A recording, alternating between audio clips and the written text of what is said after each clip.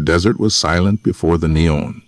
Long before the Strip glittered against the black Nevada sky, it was an empty place, sand stretching endlessly, the heat of the day rising in waves, and the cool of the night carrying nothing but wind. By 1963, that silence had already been broken. The Strip pulsed with light, casinos hummed with music, and fortunes slipped quietly across green felt tables. But if you followed the trails behind the brightness, you would always find one man's shadow. Morris Barney Dalitz, known simply as Moe.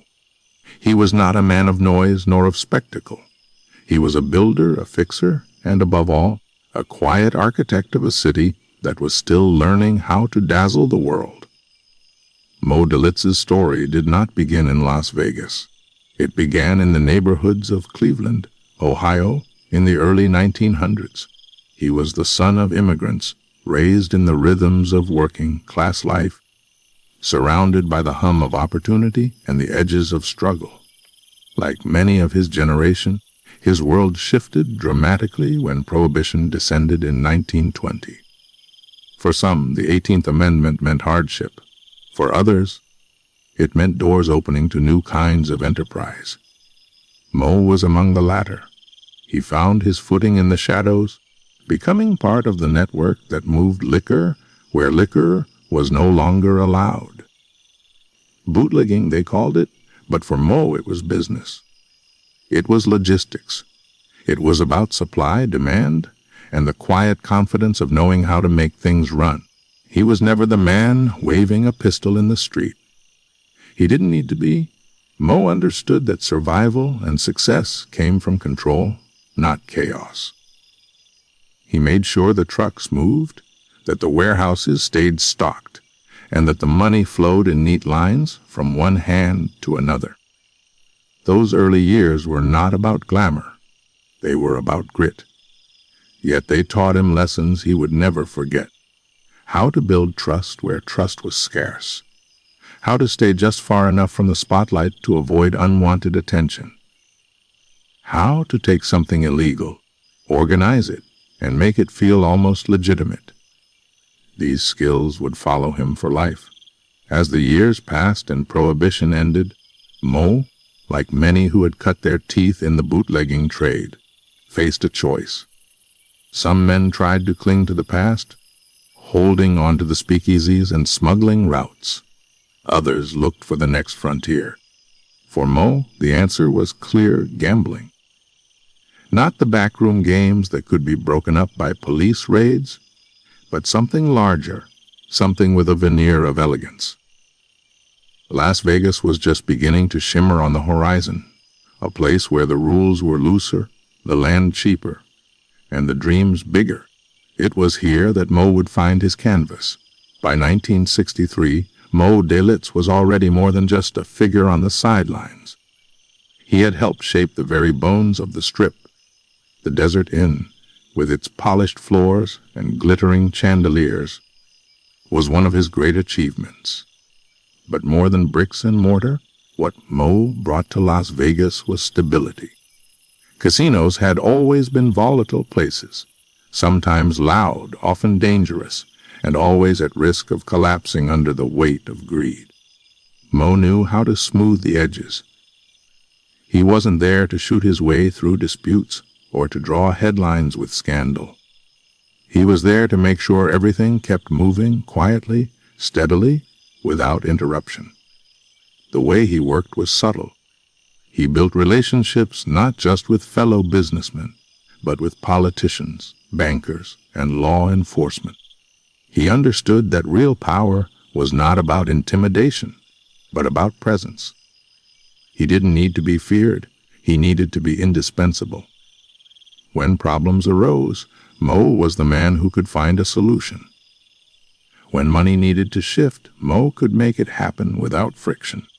In the glitzy mirage of Las Vegas, he was the calm at the center, the one man who ensured the music never stopped and the dice never stopped rolling. But if you looked closely, you could still see the fingerprints of his Cleveland years. The way he moved quietly in the background, the way he trusted numbers more than words, the way he valued loyalty above all else. It all came from those early days of hauling liquor under the nose of the law. In Las Vegas, those same instincts allowed him to shape an empire not through violence, but through patience. His story was not about loud headlines, but about whispered deals in velvet-lined rooms, about understanding that the house always wins, and making sure that house was built strong enough to last.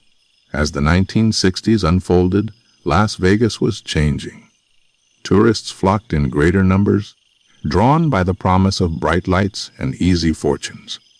The casinos grew taller, grander, more polished with each passing year. But behind the neon, the machinery was delicate, fragile, and constantly at risk of breaking down. Moe Dalitz made sure it didn't. He was the man who fixed things, who kept the city's rhythm steady. Not with guns, but with ledgers. Not with threats, but with quiet assurance. And so, in the year 1963, when Las Vegas shone brighter than ever, it was Moe's unseen hand that kept the glow alive. This was the paradox of Moe Dalitz, the man who helped build a city of noise and spectacle, yet remained almost invisible within it. He didn't crave the spotlight, nor did he leave behind fiery legends of violence. Instead, he left behind something more enduring. A city that ran, not chaotically, but with the kind of efficiency that only someone like him could create. The story of Las Vegas cannot be told without the story of Moe Dalitz. And his story, as it unfolds, is not one of sudden explosions, but of steady construction, of silence turning into neon, of a fixer who understood that the brightest lights are always powered by wires hidden deep in the walls. And so we begin here. In 1963, under the glow of neon, against the silence of the desert, with a man who built Vegas not by shouting, but by making sure everything kept running smoothly. This is the story of Moe Dalitz, the quiet king of the casino floor. Every city has its shadows. Cleveland in the 1920s was no different. The streets hummed with industry, the factories roared, and the neighborhoods pulsed with immigrant families chasing their slice of the American dream. But when Prohibition came down like a curtain, a different rhythm took hold. Behind closed doors and under the cover of night, bottles clinked in secret, and trucks moved through alleys with their headlights dimmed. It was in these shadows that Moe Dalitz sharpened the skills that would one day build casinos under the Nevada sun. Moe's entry into the world of bootlegging was not about glamour. It was about survival. His family had worked hard, but the promise of America was not always enough to keep food on the table. Prohibition, though, created a strange kind of opportunity. What was forbidden became valuable, and men who understood logistics and trust could turn scarcity into fortune. Moe was one of them. He wasn't a showman. He wasn't the kind of man who posed with a Tommy gun in newspaper photographs. He was the one who kept the wheels turning, who knew how to move liquor from point A to point B without anyone noticing. It was business dressed in shadows. In Cleveland, Moe became part of a tightly knit network. His group would later be known as the Cleveland Syndicate, a collection of men who turned Prohibition into their training ground. There was Sam Tucker, Morris Kleinman, Louis Rothkopf, names that didn't echo through Hollywood gangster films, but names that mattered in the real architecture of organized crime. Together, they formed bonds that were not easily broken. Each man brought something different, but Moe's contribution was always his calm, his quiet reliability. Where others might have seen risk, he saw patterns. Where others rushed, he waited. And where others shouted, he whispered. By the time Prohibition ended in 1933, many of the bootleggers across the country faced uncertain futures. Some faded, others fell to violence. But Moe and his Cleveland partners had already learned an invaluable lesson: legitimacy was the future. You could not run liquor forever, but you could take the profits, the experience, and the networks, and build something permanent. For Moe, the transition was natural. He shifted from illegal liquor to legal ventures, from the backroom economy to the front page of business filings.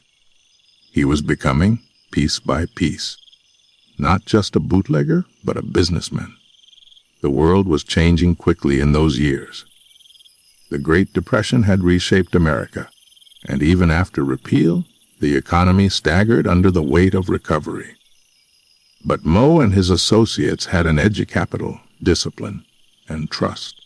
They invested in enterprises that gave them a public face: laundries, nightclubs, and later, even legitimate real estate.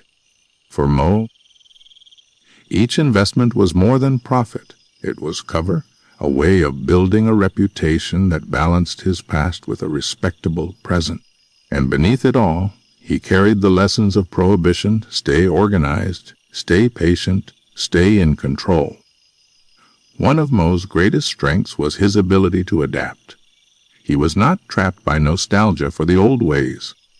He saw the gambling industry, first in smaller ventures and later in Nevada, as the natural evolution of what he and his associates had always done: provide a service that people craved, keep it organized, and make sure it ran smoothly.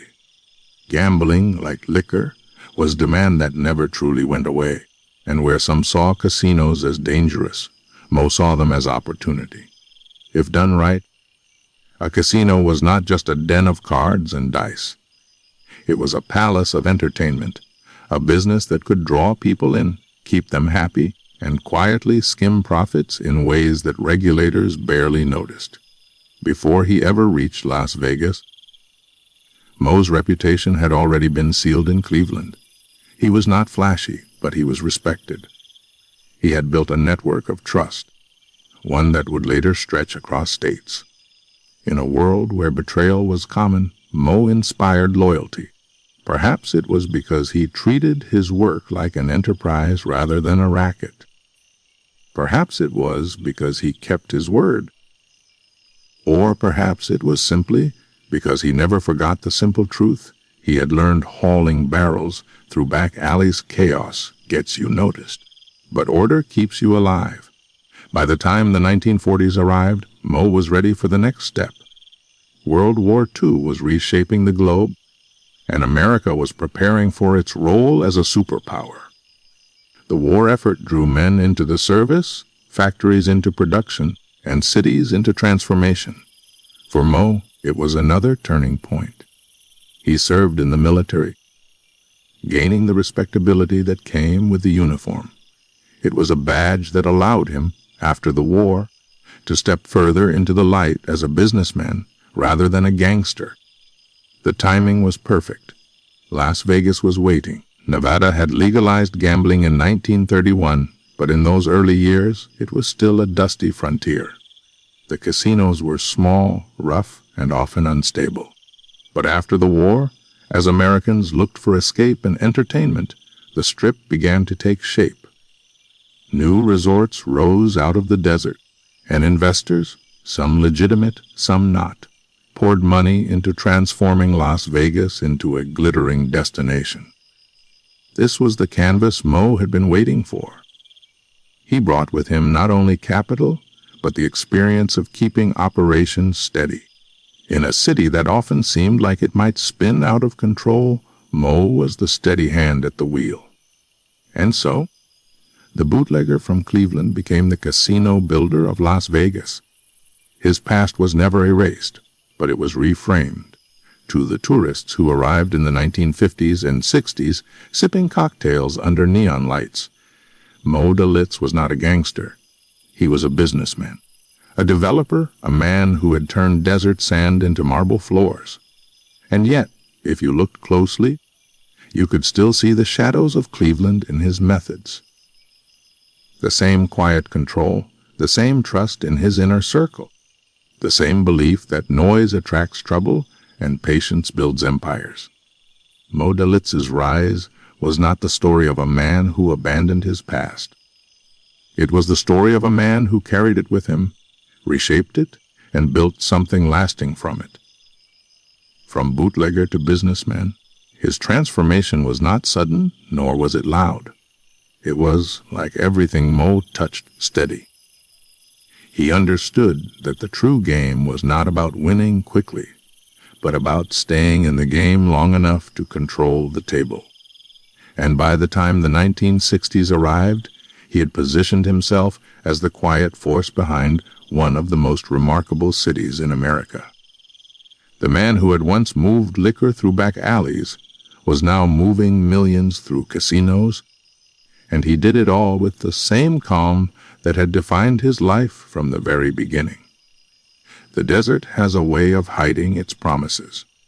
In the years after World War II, Las Vegas was still more mirage than metropolis.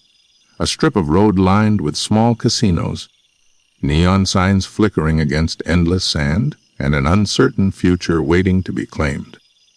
But for men like Moe Dalitz, the desert was not emptiness. It was potential. It was a blank page where visions could be drawn in steel and marble, a stage where order could be built out of dust. And on that stage, Moe would help raise one of the city's most important landmarks, the Desert Inn.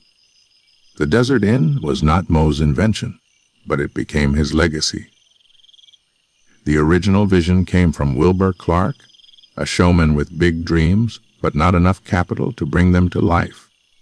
He imagined a resort that would rise above the rougher casinos of Fremont Street, a place that would welcome the wealthy and the curious alike. But building a palace in the desert was no small task. Money ran dry, debts mounted, and Clark's dream began to wither under the weight of its own ambition. That was when Moe and his Cleveland partners stepped in. They had the funds, the discipline, and the quiet determination to finish what Clark had started. With their support, the Desert Inn opened its doors in 1950, and Las Vegas would never look the same. The resort was a marvel for its time. Polished floors reflected glittering chandeliers, and the lobby welcomed guests with a sense of elegance that was rare in the desert. The casino buzzed with the shuffle of cards and the roll of dice, while the hotel offered comfort that seemed almost decadent against the barren landscape just beyond its walls. Celebrities began to appear. Frank Sinatra, Dean Martin, and the Rat Pack would later make the Desert Inn one of their favorite haunts. Wealthy tourists arrived, drawn by the promise of glamour, sunshine, and the intoxicating sense that Las Vegas was a place where rules could be rewritten. And behind it all, ensuring that the dream ran smoothly, was Moe Dalitz. Moe's role in the Desert Inn was not as a face of the resort. He wasn't the one smiling for photographs or greeting guests at the entrance. He preferred to remain in the background, letting others play the part of hosts and entertainers. But the Desert Inn would not have thrived without him. He was the fixer, the organizer, the man who ensured that disputes were settled quietly, that money flowed without interruption, and that the business remained stable even when temptations of greed and chaos threatened to tip the balance. His experience from the bootlegging days, his years of keeping delicate operations under control, now found their perfect outlet. The casino industry was volatile, but with Moe at the helm, the Desert Inn projected calm. What set the Desert Inn apart from its competitors was not only its glamour, but its stability. Many early casinos in Las Vegas rose quickly and fell just as fast, consumed by mismanagement, infighting, or corruption. But the Desert Inn endured. It became a model for what Las Vegas could be, a city not just of small-time hustlers, but of polished resorts that could attract the wealthy from across the country.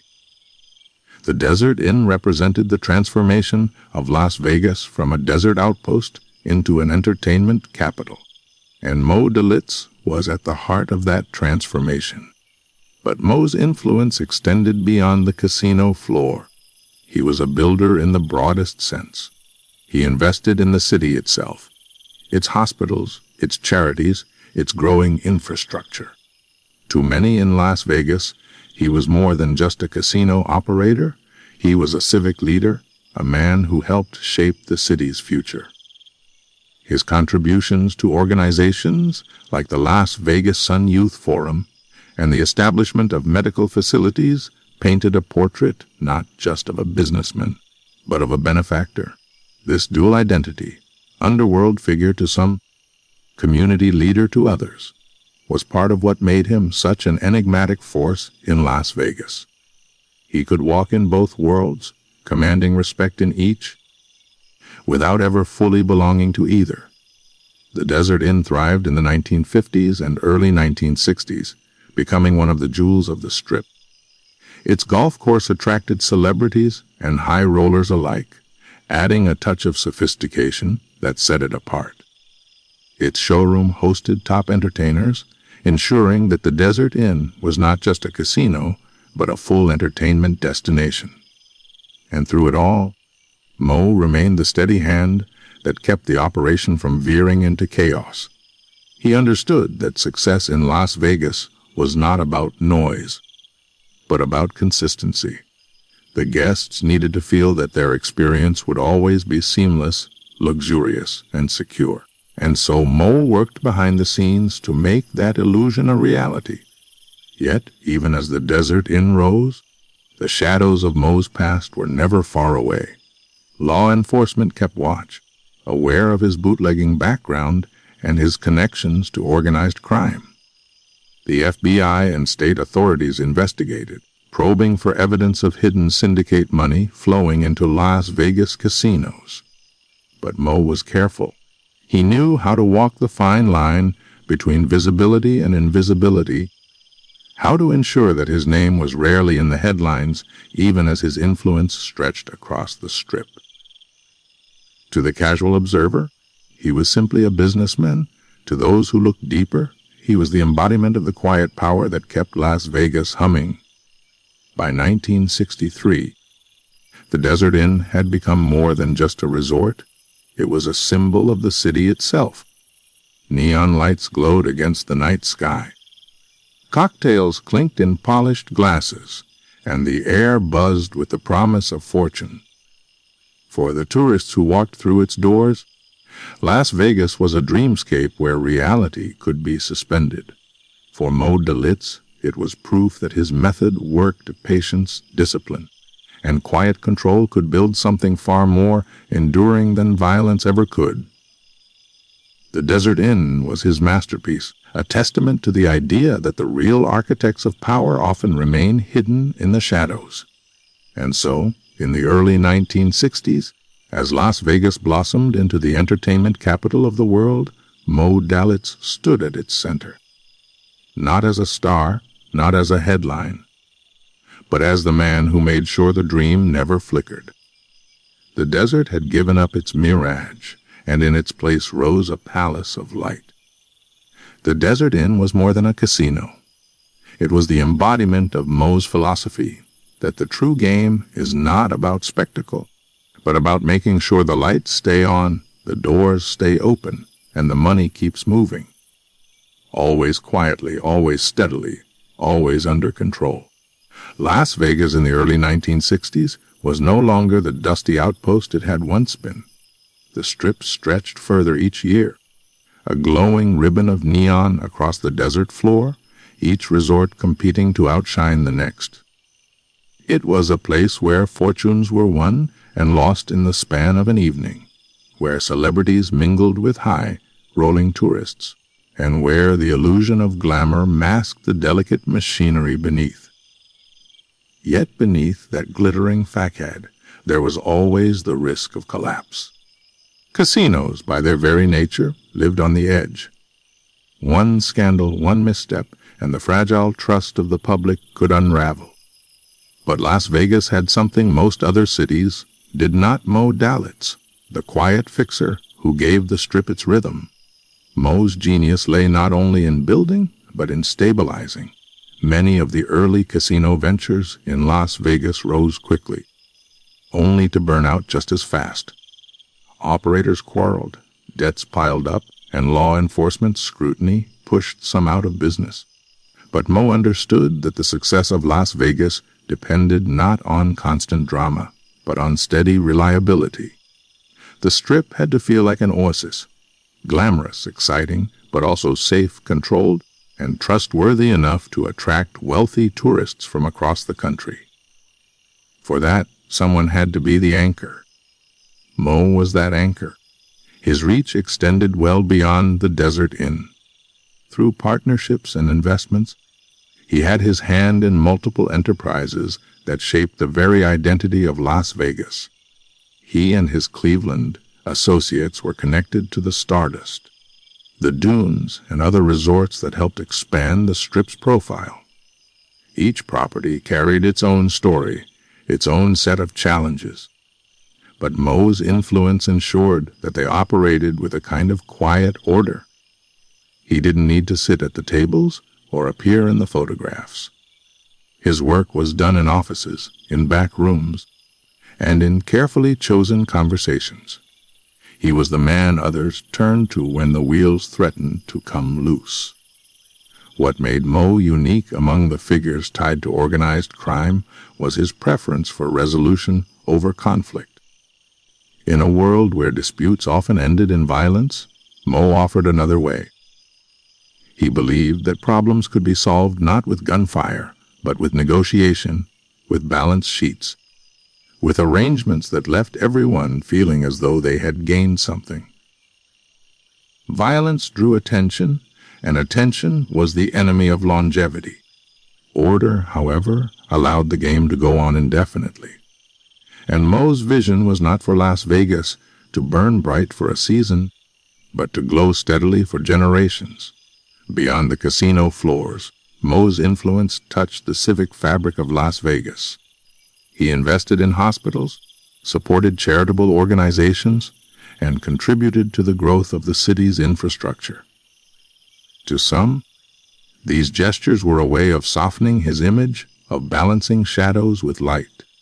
But to others, they were evidence of a man who genuinely believed in building not just casinos, but communities. The Cleveland bootlegger, who once moved liquor in the dark, was now funding medical care for children and supporting civic projects that gave Las Vegas the foundations of a real city. It was another paradox in his life, the gangster who gave back, the fixer who built not only marble floors, but also hospital wings. Still, law enforcement never stopped watching. The FBI's files on Moe grew thick, filled with reports of his past connections and suspected syndicate ties.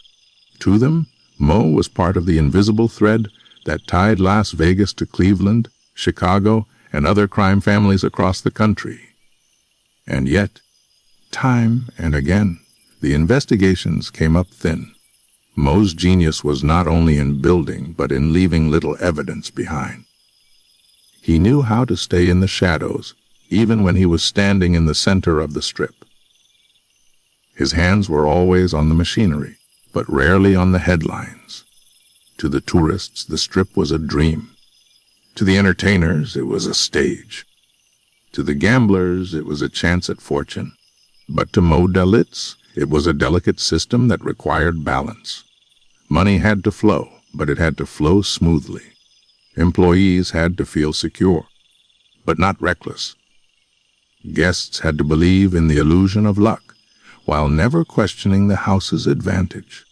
Every piece of the puzzle had to fit, and if one slipped, the whole picture could fall apart. It was here that Moe's quiet genius shone brightest. He didn't just build casinos. He orchestrated the rhythm of an entire city. By 1963, the Strip had become a spectacle known around the world. Tourists from New York, Chicago, and Los Angeles flocked to the desert to see the neon glow, to gamble, to watch the Rat Pack perform late into the night. Las Vegas was no longer a hidden frontier, it was a national stage. But behind the bright lights, Moe's fingerprints were everywhere. He had shaped the Strip not by force, but by patience. Not by chaos, but by order. The city's very identity, the smooth hum of its casinos, the polished veneer of its entertainment, the sense that it was a place where dreams could be safely pursued, was built on Moe's philosophy. And yet, despite his immense influence, Moe remained an enigma. He was not a celebrity, nor did he seek the spotlight. He preferred anonymity. The comfort of knowing that the less people said his name, the longer his influence would last. In the world of Las Vegas, where so many careers burned out in scandal or collapse, Moe's survival was itself a testament to his way of doing things.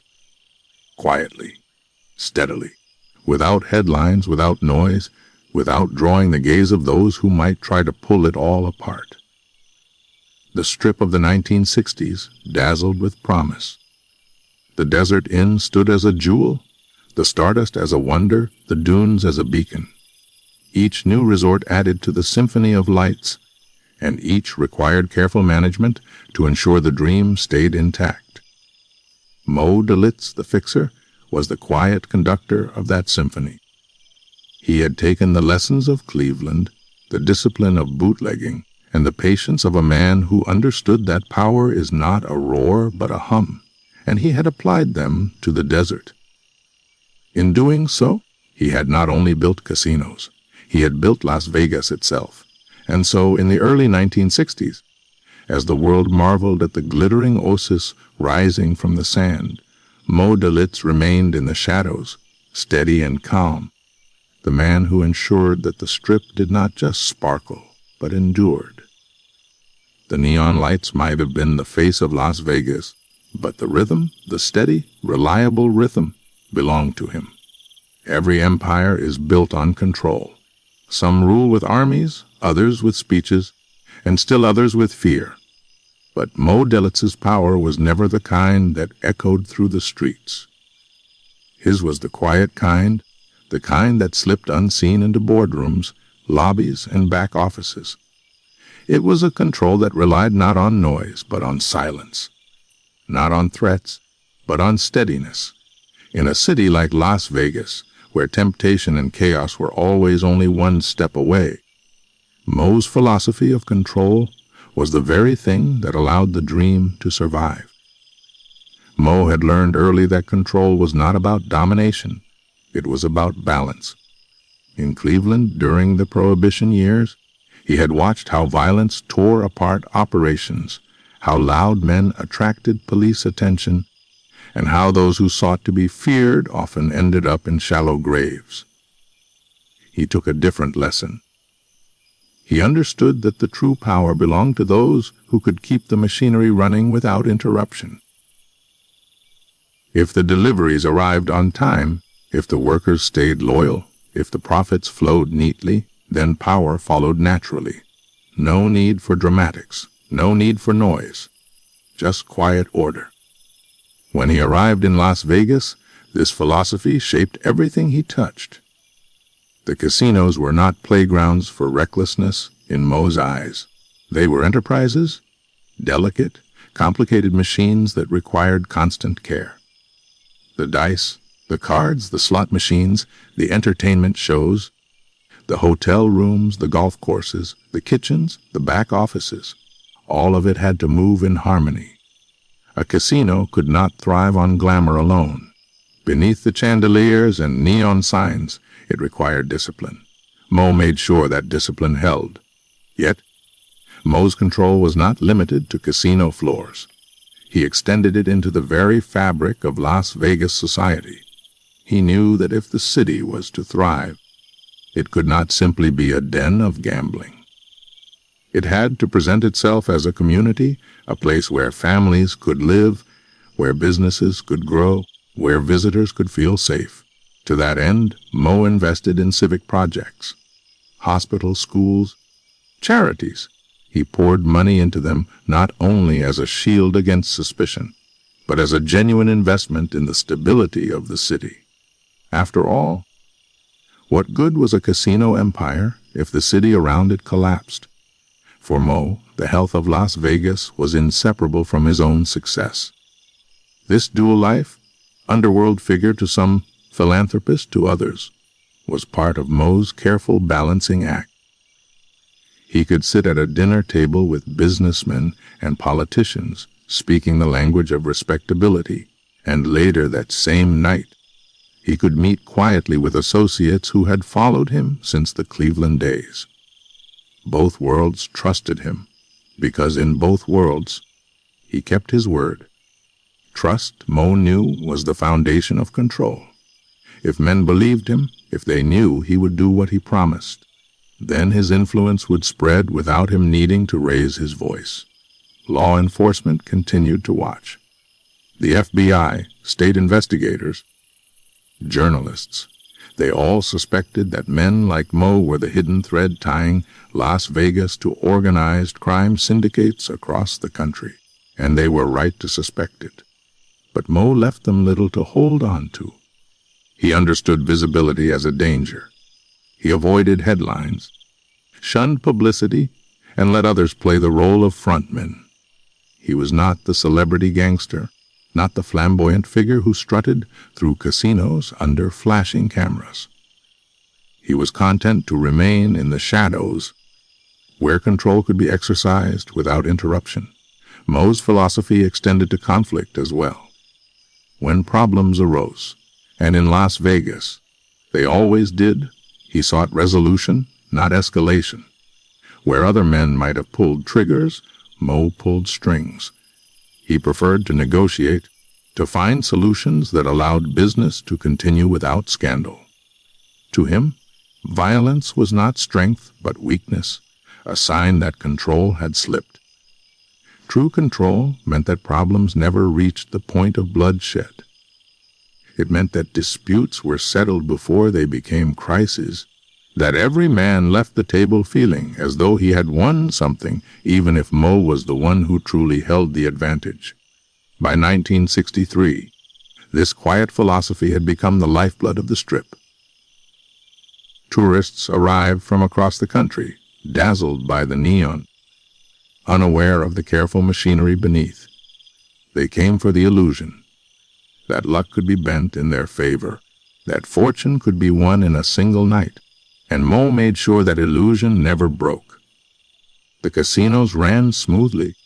The entertainers performed flawlessly. The dealers smiled at every table.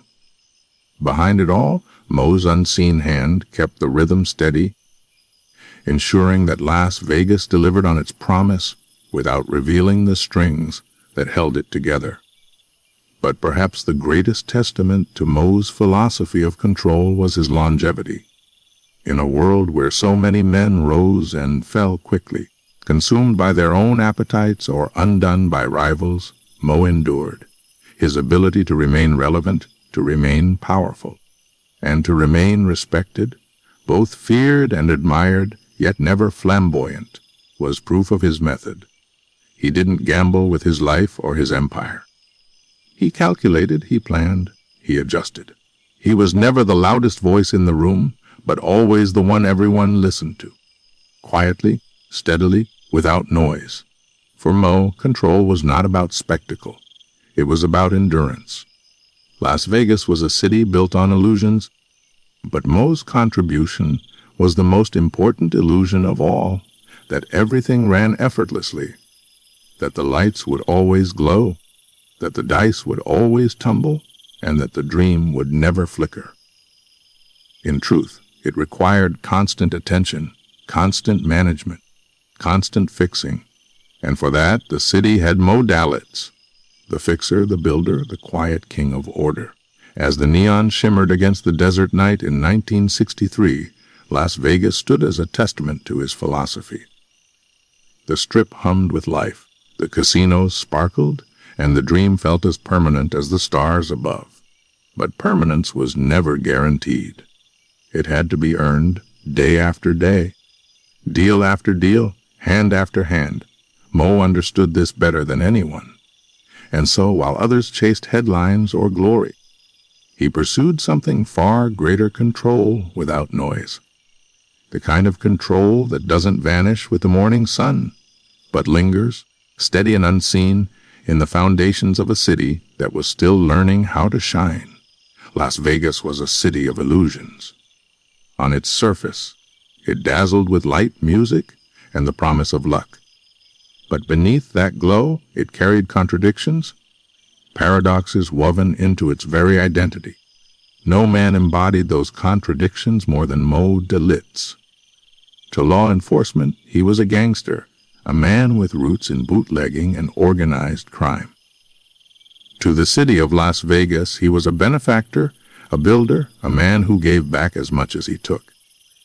This duality, the gangster philanthropist, was the secret to his survival and the reason his influence stretched far beyond the casino floors. By the time the 1960s arrived, Moe had already established himself as a quiet force on the Strip. But unlike many of his peers, who focused solely on the profits of gambling, Moe looked outward. He saw that Las Vegas could not survive on casinos alone. A city needed more than neon and dice. It needed hospitals, schools, community centers, structures that made it livable not just for tourists, but for families who worked behind the scenes. Moe understood that for Las Vegas to thrive, it had to transform from an outpost of entertainment into a genuine city.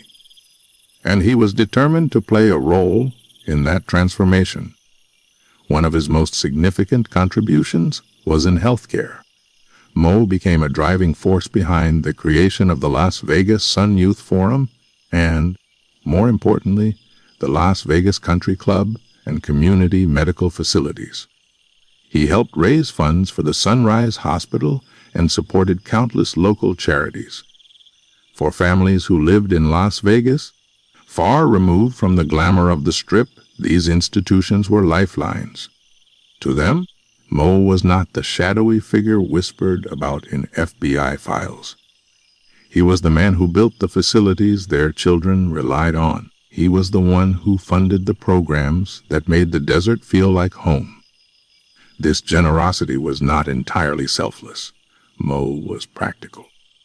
He understood that philanthropy softened scrutiny, that a reputation as a benefactor gave him protection against critics who might otherwise push harder to expose his underworld ties.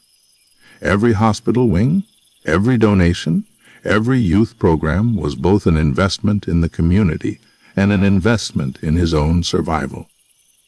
But that did not make the contributions less real. For the people who benefited, the money was as tangible as the marble floors of the Desert Inn. Whatever his reasons, Moe's philanthropy left an enduring mark on the city. Still, the contradiction defined him. Law enforcement painted one picture, Moe Dalitz as a syndicate man, a thread connecting Las Vegas to Cleveland, Chicago, and other strongholds of organized crime.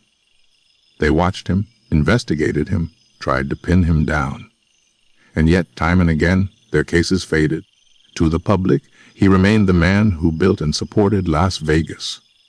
This dual identity was his shield. If you asked the FBI, he was a gangster. If you asked a family at the hospital, he was a benefactor. And both answers were true.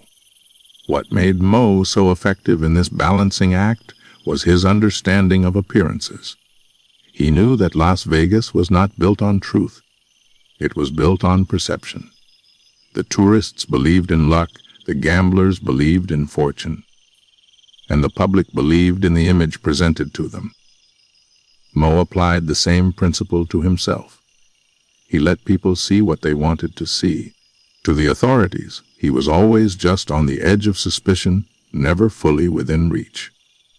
To the city, he was always just visible enough to be remembered for his generosity, never loud enough to be accused of vanity. He occupied the middle ground, where contradictions could live without colliding. His philanthropy also reflected a deeper truth about Moe's character. He was a builder at heart.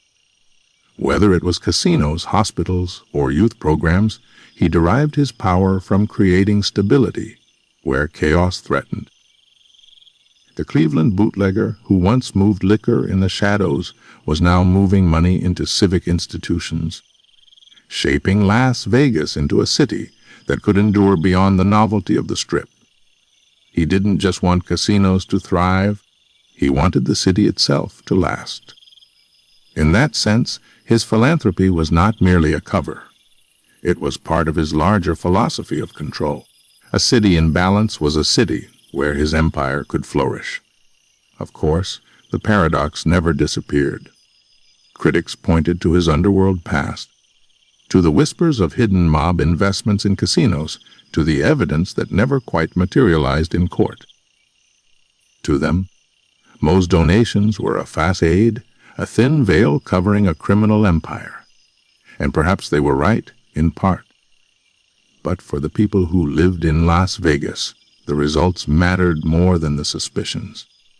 A gangster who built hospitals was still a man who built hospitals. In a desert city struggling to become something more than neon and dice, his contributions mattered, whatever their motivation. By 1963, Moe Dalitz was both feared and admired, both shadow and light. He was a paradox personified. A man who could never fully escape his past, yet one who built a future that benefited thousands. He did not fit neatly into the categories of hero or villain. He was something else entirely, something Las Vegas itself understood better than most. He was an illusion made real, a contradiction that worked because it was never forced to resolve. Just as the casinos ran on the illusion of luck, Moe ran on the illusion of dual identity. And as long as the city kept thriving, no one looked too closely. The gangster philanthropist. That was the role Moe Dalitz carved for himself in Las Vegas. He wore it with quiet confidence, never flaunting, never denying, simply existing in both worlds at once. To the authorities, he remained a question mark. To the city, he became a foundation stone. And as the neon shimmered against the desert sky, Moe stood in the shadows, steady as ever, balancing contradictions with the same patience that had defined his entire life. By the early 1960s, Las Vegas had grown into something the desert had never seen before. The Strip was no longer just a collection of casinos. It was a stage, a theater where the biggest stars in America performed under shimmering lights.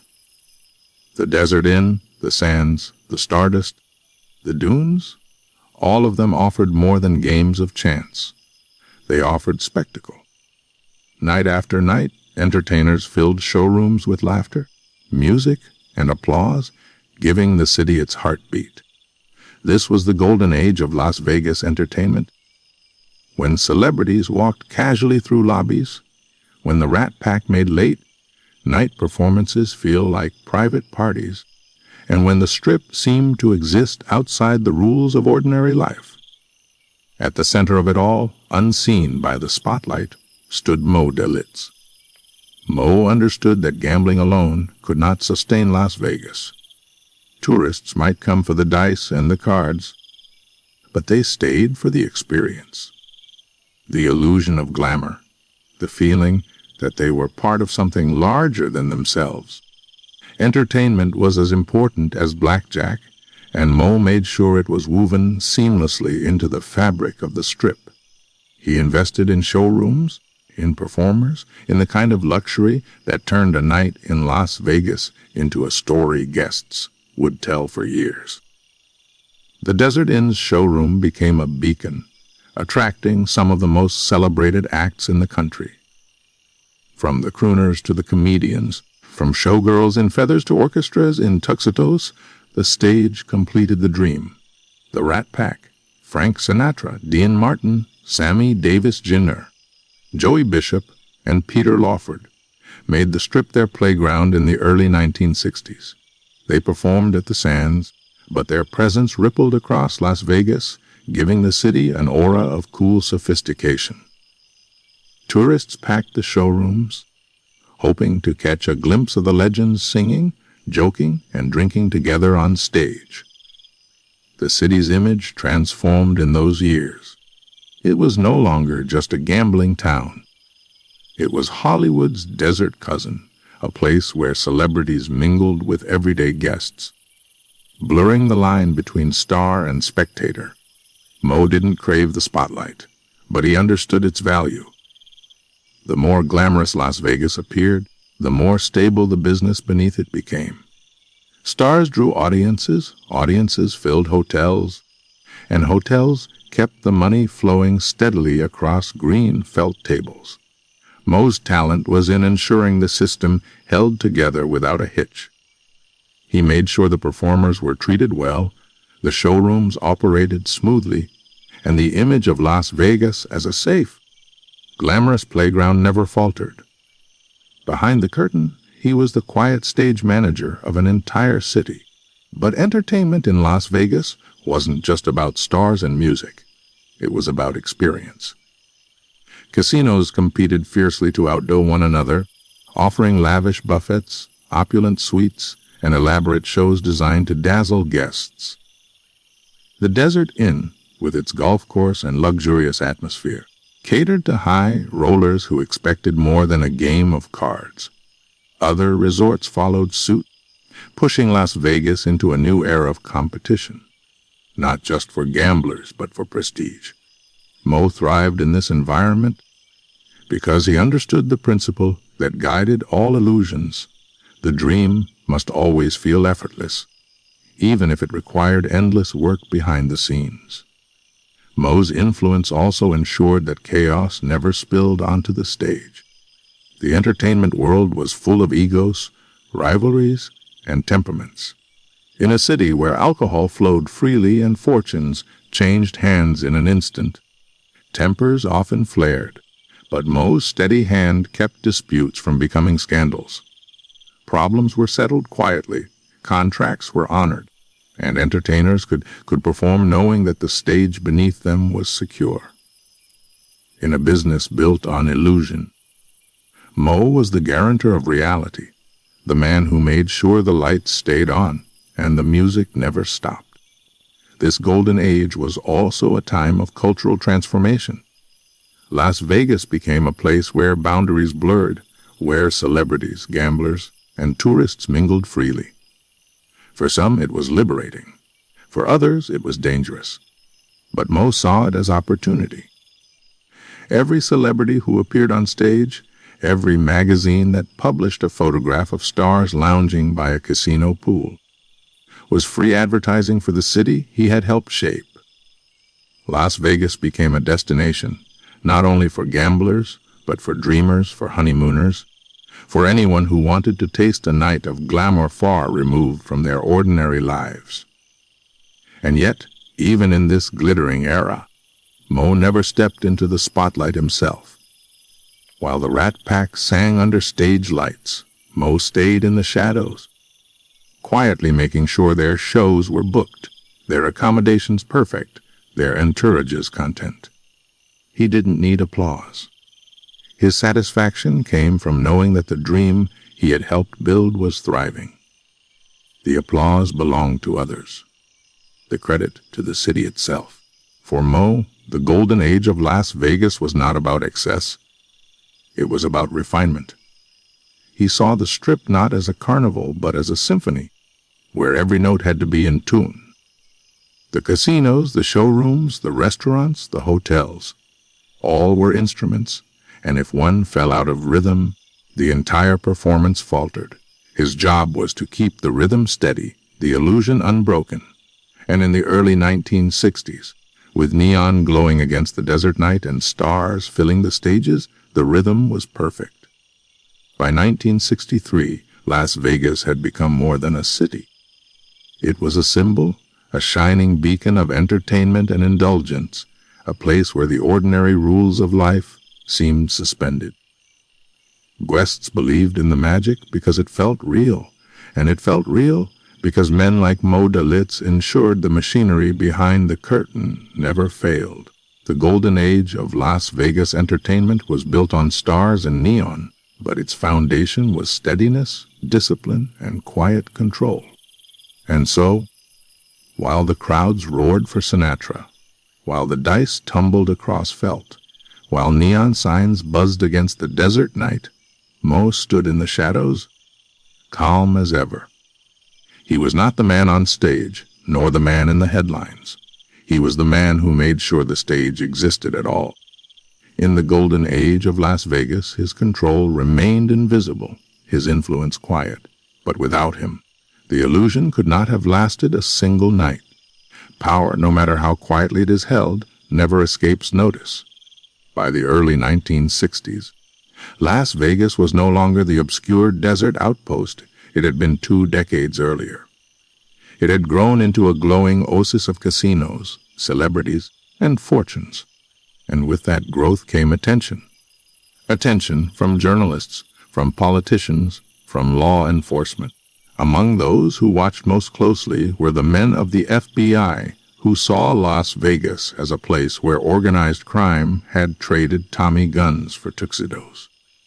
In their eyes, one of the most dangerous figures in the city was not the loud, flamboyant gambler, but the quiet man who never raised his voice, Moe Dalitz. The FBI files on Moe were thick, filled with suspicion, rumors, and fragments of evidence that never quite fit together. They knew of his past, his years in Cleveland, his rise during Prohibition. They suspected his ties to syndicates in Chicago and New York. They believed the casinos of Las Vegas were not simply businesses, but financial pipelines for the underworld. And though they could rarely prove anything in court, the very absence of noise made Moe more suspicious in their eyes. He was too steady, too calm, too clean on the surface. Men like that, the FBI thought, had something worth hiding. The government pressure wasn't limited to files and surveillance. Congressional hearings into organized crime cast long shadows across the Strip. Senators asked questions about hidden ownership, about skimming operations, about money disappearing before it ever touched the books. Reporters followed with headlines, eager to paint Las Vegas as a city built by gangsters in sharp suits. In those hearings and articles, Moe's name appeared more than once. But whenever investigators reached for him, they found little they could hold. He had built his empire carefully, placing layers between himself and the operations that attracted suspicion. While others were caught, exposed, or driven out, Moe remained. Part of Moe's survival came from his ability to live in contradictions. To the FBI, he was a suspected mobster. To the city, he was a philanthropist who funded hospitals, charities, and civic projects. Whenever questions grew too sharp, he could point to the good he had done. The schools he supported, the medical centers he helped build, the community programs that bore his name. For every accusation, there was a counterweight of generosity. The city itself often seemed to defend him, for in Las Vegas, people knew that Moe's investments were not just about profit. They were about survival. If Las Vegas thrived, they thrived too. But scrutiny was a constant companion. Moe lived under the knowledge that somewhere, in an office far from the desert, agents pored over his life. They traced his business associates, studied his movements, and tried to connect the invisible lines they believed tied him to national syndicates. The pressure was never loud, never immediate. It was like a hum beneath the neon, a reminder that in the world Moe inhabited, every shadow was watched, every silence noted. Yet Moe never panicked. He had built his life on patience, on endurance, on the understanding that real control was quiet. He did not fight the accusations with anger. He did not seek to silence his critics. Instead, he let the noise pass around him while he continued the work of keeping Las Vegas steady. When headlines flared, he waited. When hearings came and went, he remained calm. And when investigators asked questions, he answered carefully, always revealing enough to appear cooperative, never enough to expose himself. The FBI, for all its suspicion, never brought Moe down. They wanted him to be the loud gangster, the man who bragged and boasted until he slipped. But Moe was not built that way. His philosophy of control, measured, quiet, invisible, was the very thing that shielded him. He never chased headlines, never courted danger, never flaunted his power. To the outside world, he was simply a businessman, a man who invested in casinos and gave to charity. The darker truths remained hidden in the spaces no investigator could quite illuminate. But the pressure changed Las Vegas. The glow of the golden age was tinged with caution. Casinos began to attract more questions than admiration. Tourists still flocked to the Strip, but behind the scenes, operators adjusted to the watchful eyes of federal agencies. Moe understood this shift better than most. He adapted, tightening his operations, reinforcing his networks, ensuring that whatever the government uncovered, it would not be enough. For him, survival meant adjusting to every new climate, and in the 1960s, the climate was one of surveillance. Still, the city endured, and so did Moe. While other figures rose and fell, some indicted, some disgraced, some erased, he remained a constant presence. To those who watched closely, his survival seemed almost unnatural, as though he had discovered a secret no one else could grasp. But Moe's secret was simple. He never confused power with noise. He let others draw attention, and he let others burn. He stayed in the shadows, steady, patient, untouchable. By 1963, the watchful eyes of law enforcement had grown sharper, but so had Moe's resolve. The neon still burned, the casinos still thrived, the entertainers still sang under shimmering lights. The illusion of Las Vegas remained intact, and at its quiet center, Moe Dalitz continued to guide it, unshaken by suspicion. The FBI files grew thicker, the hearings louder, the scrutiny sharper. But Moe endured, as he always had, not by force, not by fear, but by the same philosophy that had carried him from Cleveland's streets to the desert Strip, control without noise. And so, under the watchful eyes, Las Vegas glowed on. The crowds never saw the tension beneath the surface. They saw only the lights, the glamour, the promise of fortune. That was the illusion, and Moe, as always, was the man who made sure it never broke. To the world, Moe Dalitz was a figure of contradictions, gangster to some, philanthropist to others, fixer to all. But behind the curtain of business and reputation lived a man whose life, in many ways, was quieter than the city he helped build. Moe did not crave celebrity, nor did he bask in attention. He carried himself with the calm of a man who valued control not just in business, but in the rhythms of his own private life. Those who knew him personally often spoke of his composure. Moe was not a man of loud tempers or rash decisions. He preferred conversation to confrontation, listening to speaking, and steadiness to spectacle. Even in his private interactions, the qualities that defined his public persona, patience, discipline, restraint, remained constant. He seemed, at all times, to understand the weight of silence. Moe's personal habits reflected his pragmatism. He lived comfortably, but not flamboyantly. Unlike other figures of Las Vegas, who flaunted wealth with cars, jewelry, and lavish displays, Moe kept his pleasures simple. He enjoyed good food, quiet company, and the satisfaction of work done well. His suits were tailored, his appearance polished, but never ostentatious. To him, image mattered not as a tool for vanity, but as a form of protection. The less attention he drew, the more control he maintained. His circle was carefully chosen.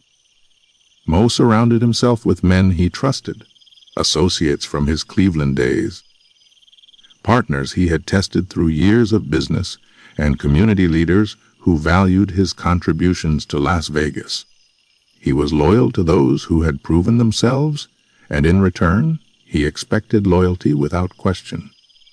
His ability to maintain this circle, tight and dependable, was one of the reasons he endured when so many others in his world fell. Family, too, played a role in Moe's life, though he rarely allowed details to spill into public view. He was protective of those close to him, understanding that the scrutiny he lived under was not theirs to bear. In the rare moments when the public glimpsed his personal side, it was often through his philanthropy, his support for hospitals, schools, and civic projects that reflected his desire to build a safer, healthier city not just for himself, but for future generations. To some, this generosity revealed the heart of a man who wanted to give back. To others, it was a calculated shield. Perhaps it was both. What is certain is that Moe lived with discipline. He did not gamble recklessly in casinos, despite being surrounded by them. He did not drink himself into chaos, despite flowing liquor on every corner. He was not a man of indulgence, but of control. In a city that thrived on excess, Moe's restraint set him apart. He treated Las Vegas not as a playground, but as a machine to be managed, an empire that demanded focus. His personal habits mirrored his professional philosophy. Nothing wasted, nothing uncontrolled. Yet, even in his quiet way of life, Moe was not detached from the city's pulse. He walked through lobbies, spoke with managers, and listened to entertainers. He wanted to feel the rhythm of the Strip, not just from reports and balance sheets, but with his own eyes and ears. He knew that control required presence, and presence required a man to remain connected, even if from the shadows. There were contradictions in his character, as there were in his public image. He could be warm in private conversations, showing kindness and humor, yet coldly pragmatic when business required hard choices. He was capable of generosity, but also capable of calculated distance. Like Las Vegas itself, he existed in the space between illusion and truth. Hard to define, harder still to pin down. For those who worked closely with him, Moe inspired respect more than fear. He was not the type of leader who ruled through intimidation, though his power was undeniable. Instead, he cultivated loyalty by proving reliable. If he made a promise, he kept it. If he gave his word, it meant something. In a world filled with double, dealing, and betrayal, this constancy set him apart. To his associates, he was not just a boss. He was a foundation, a man who could be counted on when others faltered. And so, in the quiet hours when the neon dimmed and the city fell into its restless sleep, Moe Dalitz remained steady. He was not out chasing chaos, nor seeking the thrill of excess. He was, as always, focused on the long game, on building, on protecting, on enduring. The man behind the curtain was not a mystery of flamboyance or drama. He was a mystery of calm, a paradox of restraint in a world of indulgence. By 1963, this personal steadiness had become as much a part of Las Vegas as the neon signs. Those who looked closely could sense his influence, though they rarely saw the man himself. He existed in the city's heartbeat, in the way casinos ran smoothly, in the way conflicts dissolved quietly, in the way the dream never seemed to flicker. To the public, Moe Dalitz was an enigma. To those close to him, he was simply Moe, a man of patience, of control, of quiet strength. And that was the greatest illusion of all. Not the dice, not the cards, not the shimmering lights. The true illusion was that Las Vegas seemed to run on its own. In truth, it ran because men like Moe Dalitz, measured, disciplined, unseen, devoted their lives to keeping the curtain intact. Legacies are rarely simple. They are not built only from victories or failures, but from the contradictions that live between them. For Moe Dalitz, the man who carried Las Vegas from desert silence to neon brilliance, legacy was always going to be complicated. Was he a gangster? A man who rose from prohibition era bootlegging, and carried the whispers of organized crime wherever he went. Or was he a builder, a philanthropist, a man who gave life to hospitals, schools, and communities in a city that might otherwise have collapsed under its own illusions? The answer, as with Moe himself, lies somewhere in between. By 1963, the foundations he had helped lay were unshakable. The casinos thrived, the Strip pulsed with music and laughter, and Las Vegas had taken its place as America's playground. Tourists came not only for the chance of fortune, but for the certainty of spectacle. Entertainers filled showrooms, dice clattered across felt, neon shimmered against desert skies, and all of it ran with a steadiness that bore Moe's fingerprints. The city's glamour belonged to the stars and the showgirls, but its heartbeat was kept by quiet men like him, who understood that true control never shouts. Moe's influence extended far beyond the casino floors. His civic contributions left marks that could not be erased. Hospitals bore the weight of his generosity, schools benefited from his support, and civic organizations leaned on his funding. Families in Las Vegas lived healthier. Safer lives in part because of the money he poured into the community. For many, this was the Moe they remembered, not the man in FBI files, but the benefactor who helped build a livable city in the middle of the Nevada desert. Yet the shadows of suspicion never disappeared. Law enforcement continued to view him as part of the underworld, a quiet link in a national web of syndicates. His name surfaced in hearings, in reports, in whispered stories of skimming operations and hidden ownership. The FBI never quite caught him, but they never quite looked away either.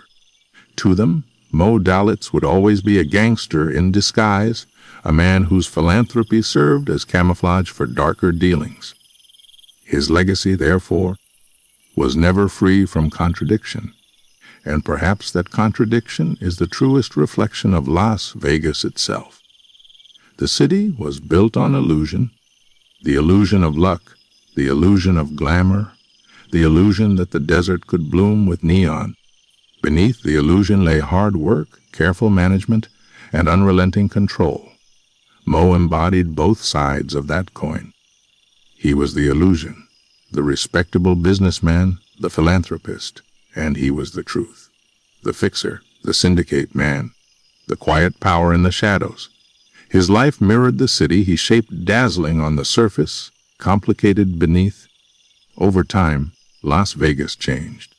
The corporations came, replacing private figures with boardrooms and stockholders.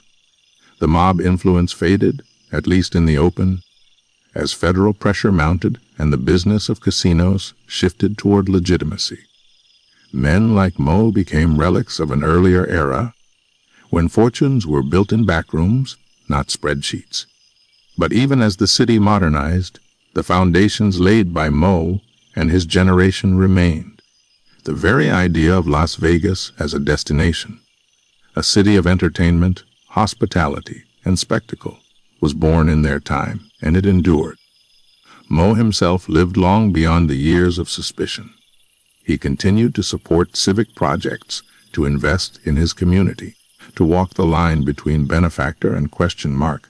When he died in 1989, at the age of 89, his obituaries reflected the contradictions of his life. Some called him a mobster. Others hailed him as one of the builders of modern Las Vegas. Both were true, and neither alone was enough. His legacy is not one of clear morality, but of quiet power. He proved that influence did not require volume, that endurance came not from noise, but from steadiness. He showed that in a world of flamboyant gamblers and reckless gangsters, the man who survived was the one who stayed calm, kept his promises, and built with patience. Moe's life was a reminder that control is not always about dominance. It is about balance, about holding contradictions together without letting them break. Today, when we look at Las Vegas, the shimmering lights, the sprawling resorts, the endless hum of entertainment. We are still looking at Moe Dalitz's vision.